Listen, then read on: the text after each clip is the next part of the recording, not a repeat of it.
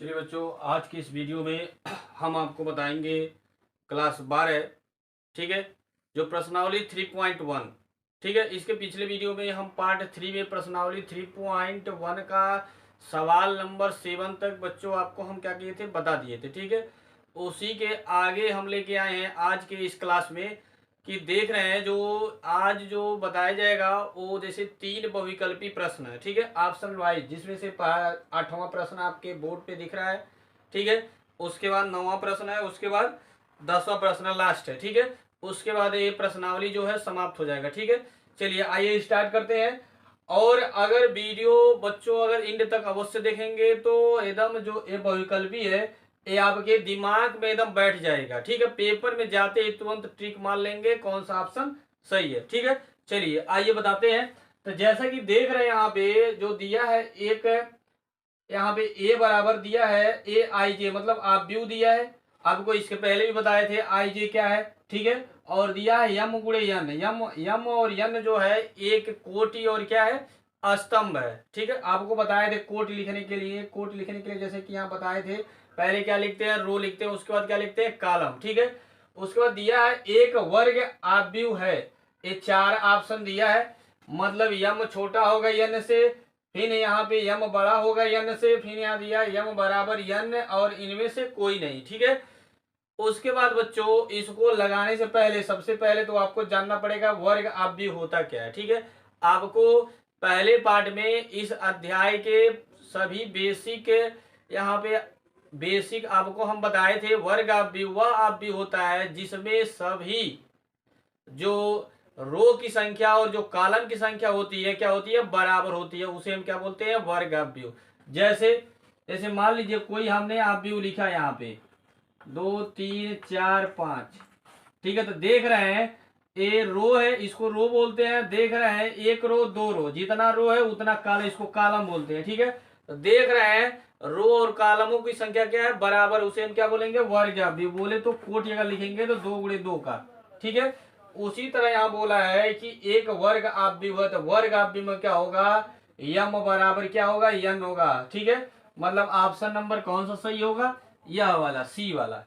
ठीक है, फिर से रिपीट करते हैं, वर्ग आव्यूह में रो और कॉलमों की संख्या क्या होती है, बराबर होती है, मतलब यम बराबर होगा यन के। जैसे यहाँ पे जो दिया है यम और यम गुणे यन, तो दोनों आपस में क्या होगा, बराबर होगा, तभी हम उसको क्या बोलेंगे, वर्ग आव्यूह बोलेंगे। तो ऑप्शन नंबर कौन सा सही है, सी ऑप्शन। ठीक है, चलिए अगले प्रश्न की ओर बढ़ते हैं।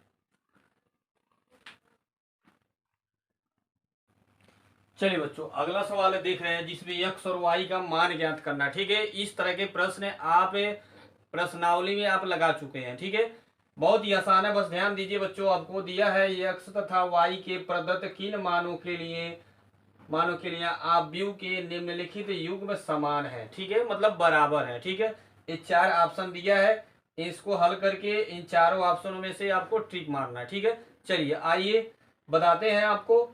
जैसे कि देख रहे हैं, आपको इस तरह का बताए हैं, बताने का मतलब यह है कि देख रहे हैं वर्ग आव्यूह इधर भी है, वर्ग आव्यूह इधर भी है, तो जो अवयव यहाँ दिख रहा है इधर वाला, इधर वाले के एक दूसरे के क्या है, बराबर है। ठीक है, मतलब यह वाला जो मान है वो इसके बराबर है, फिर यह वाला जो मान है इसके बराबर है, फिर यह वाला जो मान है इसके बराबर है, फिर यह वाला जो मान है इसके बराबर है। ठीक है, तो हमको सिर्फ एक्स वाई से मतलब है, बाकी किसी अवयव से मतलब नहीं है। चलिए आइए हल करते हैं। तो जैसा कि देख रहे हैं यहाँ पे यह वाला तो इसके बराबर है, तो हो जाएगा 3x+7 बराबर हो जाएगा 0। तो हो जाएगा 3x, इस 7 को अगर इधर लेके जाते हैं तो हो जाएगा -7। ठीक है, मतलब x बराबर हो जाएगा -7/3, मतलब x का जो वैल्यू कितना आ गया, -7/3। ठीक है, चलिए उसके बाद देख रहे हैं यहाँ पे ये आपका बच्चों ऑप्शन में है,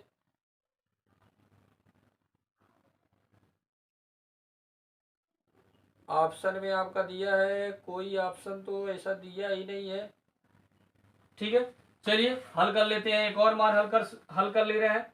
ठीक है, उसके बाद y वाला किसके बराबर होगा, y वाला अगर यहाँ बराबर करते हैं, ध्यान दीजिए, अगर यहाँ y वाला यह वाला इसके बराबर है, तो y वाला जब बराबर करेंगे तो कितना हो जाएगा आपका, देख रहे हैं y प्लस 1 जो होगा किसके बराबर होगा, 8 के बराबर थे, 1 इधर चला जाएगा तो हो जाएगा 8 माइनस का 1, क्योंकि प्लस इधर जाएगा तो माइनस का 1, y बराबर घटाएंगे तो कितना आ जाएगा 7। ठीक है, उसके बाद जैसा कि देख रहे हैं यहाँ पे जितने भी ऑप्शन लिखे गए हैं, ठीक है, इसमें से कोई ऐसा ऑप्शन नहीं है जो आपको मिल रहा है, मैचिंग हो रहा है। ठीक है, तो कौन सा ऑप्शन सही होगा, बी वाला ऑप्शन लिखा गया ज्ञात करना संभव नहीं है। मतलब कौन सा ऑप्शन सही है, यह वाला, क्योंकि आप देख रहे हैं एक्स का वैल्यू जो निकाला गया है -7/3, -7/3 कोई एक्स का वैल्यू यहाँ पे कोई भी ऐसा नहीं है जो -7 क्या दिया है 3 दिया है। ठीक है, बस क्या दिया -1/3। ठीक है, इस तरह का इस प्रश्न का आप हल निकाल लिए। ठीक है,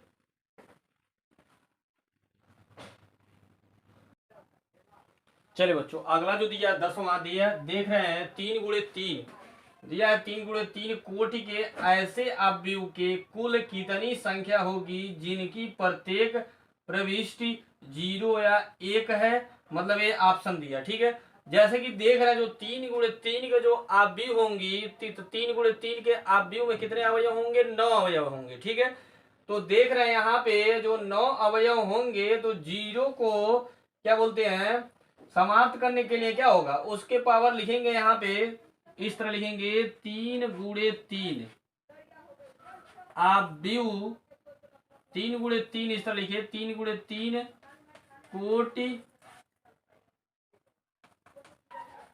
अवयव में कुल 9 अवयव होंगे। ठीक है, मतलब 3 × 3 कोटि अवयव में कुल 9 अवयव होंगे। तो और यहाँ देख रहे हैं दो प्रविष्ट जो है वो 0 और कितना है, 0 और 1 है। तो 0 के स्थान को भरने के लिए लिखेंगे, 0 के स्थान को भरने के लिए दो प्रविष्टि है तो 2 के पावर क्या हो जाएगा 9।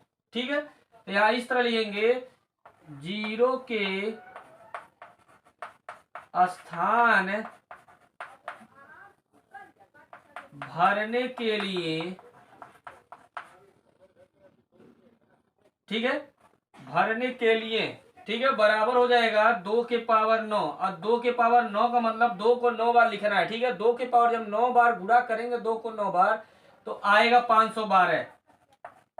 ठीक है, तो जो क्या बोलते हैं, जो अवयव की कुल संख्या होगी, जो कुल संख्या पूछी जा रही है कितनी होगी 512। ए ऑप्शन आपका ए सही है। ठीक है, चलिए इस तरह का ये पूरा प्रश्नावली आपका समाप्त हो गया।